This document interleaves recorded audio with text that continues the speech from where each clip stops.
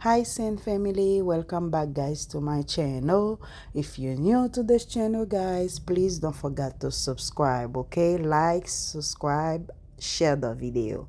Ok, so nouveau sou chanel sa, pa bliye ba nou abone, on thumbs up, epi kite yon ti mesaj pou nou, pou di nou jon apresse e sotare men nou fe pi bien. Ok, fami myo?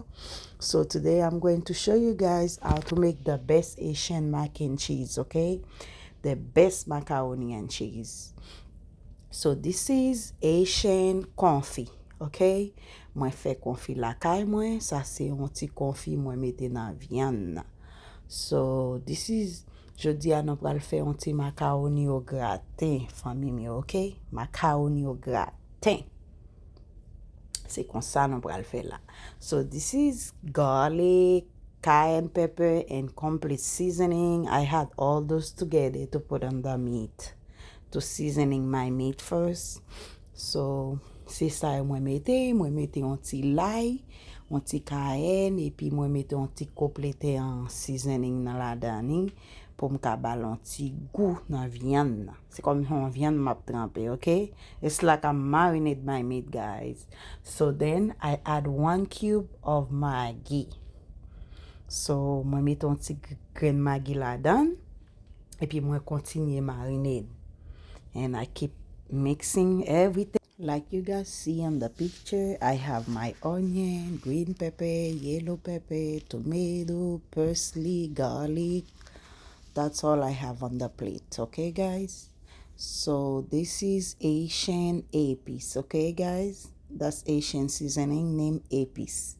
So mwen mette épice haïtien, tout sa mwen gen nan bol la, li mwen pral itilize, mwen genyen tomates, oignons, poivron, persil, l'ail, c'est tout ça yo mwen gen rache nan bol sa, napre photo ate anvan, so c'est ça que fait me rache, yo mette yo nan bol encore.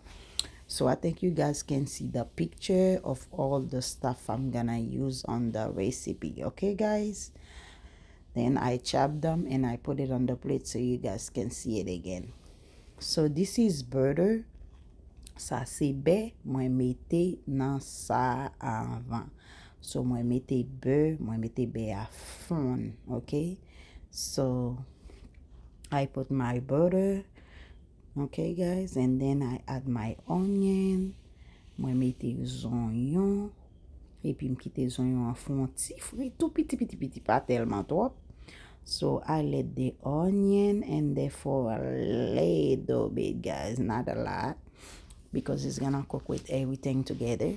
I just like it to do a little bit cook first, so I put it first. Otherwise I could have put everything at the same time, you know. On te gen do a mette tout bagay yo en même temps, mais mwen men les oignons en fon ti fri anvan, so mwen mette les oignons en fon ti fri anvan. Pou oignons bon ti sent la galade. When you fry your onion first, it gives you a good smell in the house, like something is cooking in here, guys.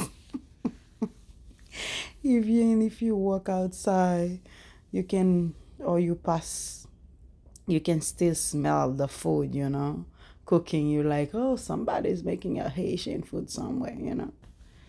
Même si ou passe, faut pran sant manje a kap fet pou di a gon manje haïtien kap fet nan zon nan. So the pan was too small. When I have to add the meat, I realized that, so I used the other big one instead of the small one. So mwen itilize pi gros pen nan pito. C'est ça que fait mwen chanje li, parce que mwen tabal fè sauce la dan nan lo chaudière, mwen oblige fè mélange ça nan chaudière sa pito, parce que l'autre castol la te trop petit. So mwen oblige changer. Le m'brale m'ajoute viande nan m'brale trop petit, m'oblige changer. Okay guys, when I have to add the meat, that's when I realized the pan was too small, so I have to switch it pan, okay?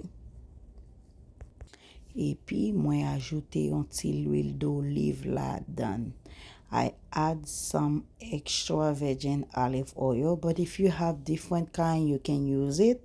But if you want to, you can put the oil before you put the butter, all those stuff. But me, I don't want my my olive oil to fry, so I do it like this. Okay guys,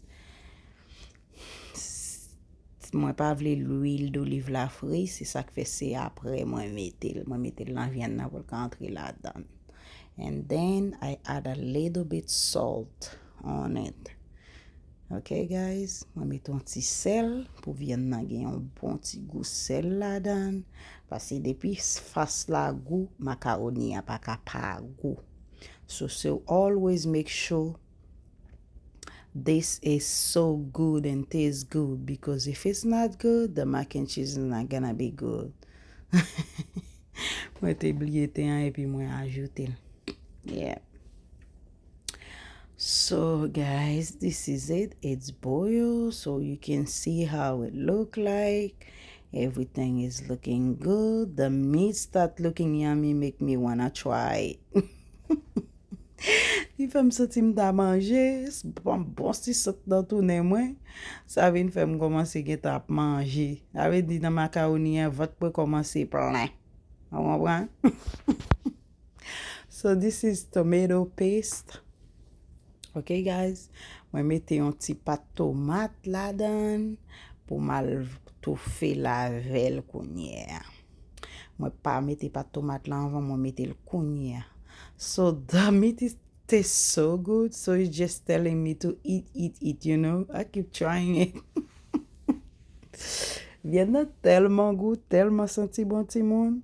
Just commence goûter m'ba manderete famille yo. C'est goûter m'a goûter m'ba manderete, mais malgré me fin mette pas de tomate là, me senti m'da goûter toujours.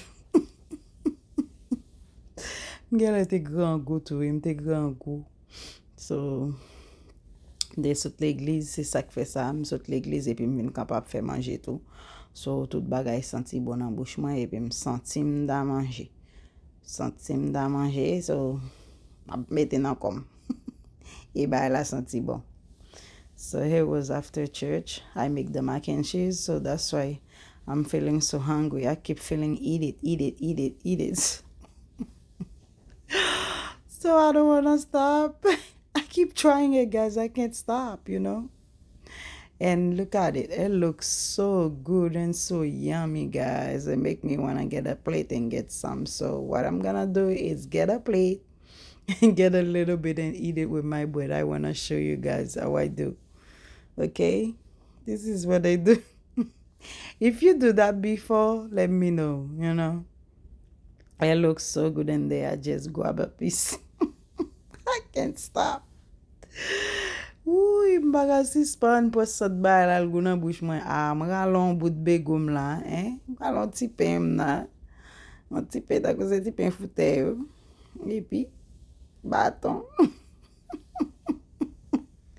I just want to show you guys. I just want to show you what I did. Oh, I'm crazy. It was so good, so I have to try it, okay?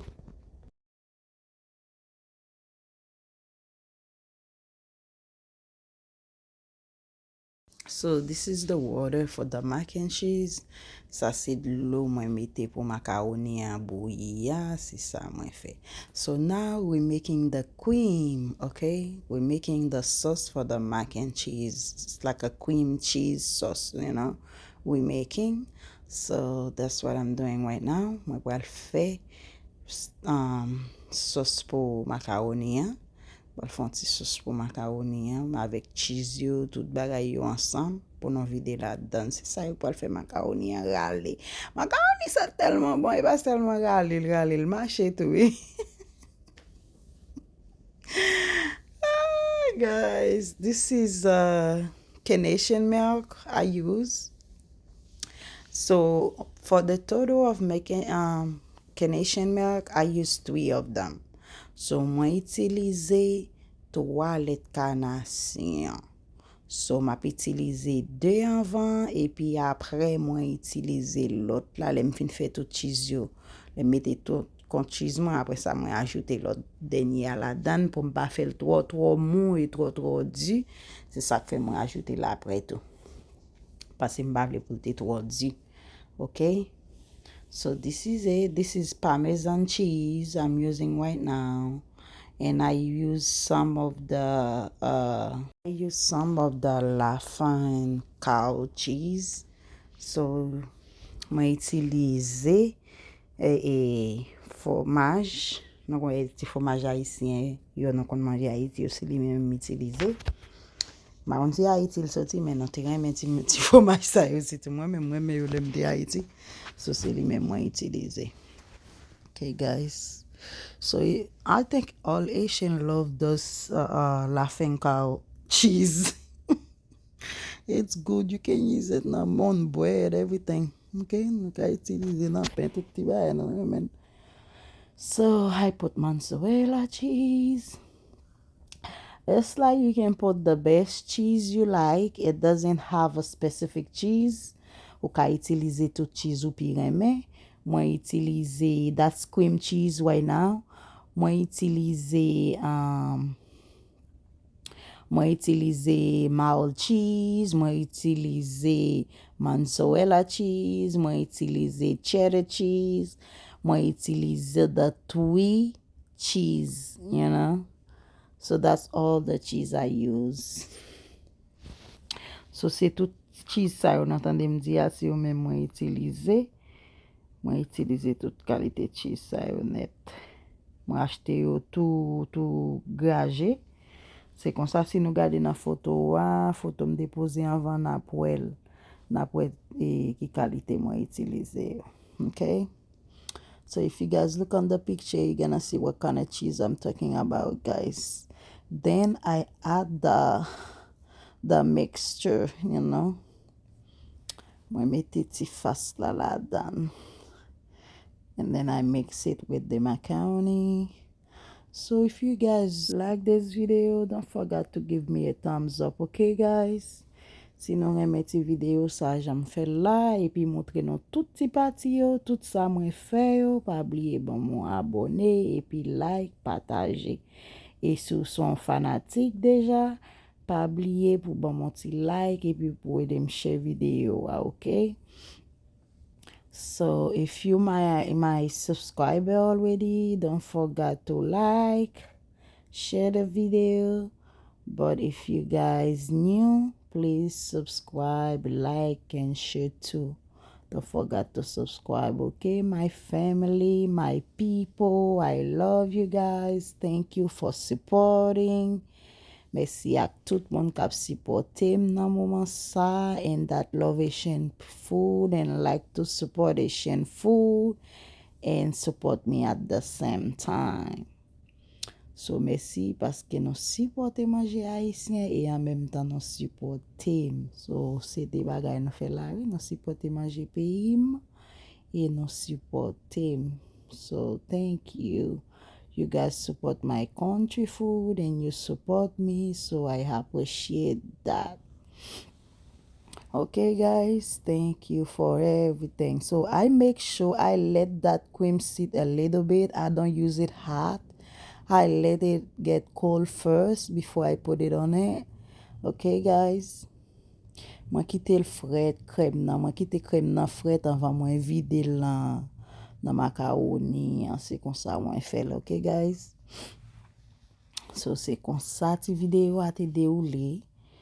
And if you guys want me to do something, just let me know on the comment section below what you want me to do next, okay guys?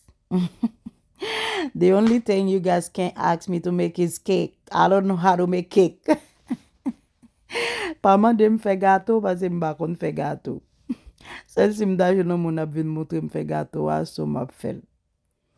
Okay guys, so my kids will love to eat the cake if I know how to make cake, but I need to learn how to make cake. I think in Haiti, I used to know how to make it, but I forgot how to do it. Mwen te kon koman yo fè li, mwen mbliye paske mte nan le kou a te kon montre koman yo fè sa yo, mwen mbliye koman yo fè. So thank you guys. This is it for the video. This mac and cheese went to my friend's house because they was celebrating yesterday. So I make the mac and cheese yesterday, Sunday food, guys. It was fun, and I want to say thank you to my friend family if they watch this video. Thank you guys. The food was good. This is the food they make. Merci, famille mio, manger à te bon, et m'te bien joli, c'est un bel moment, moi remè nou, and thank you to all my fans, bisous guys, bye, mwah. Merci à tout le monde qui a supporté nous, go bisous pour nous, mwah.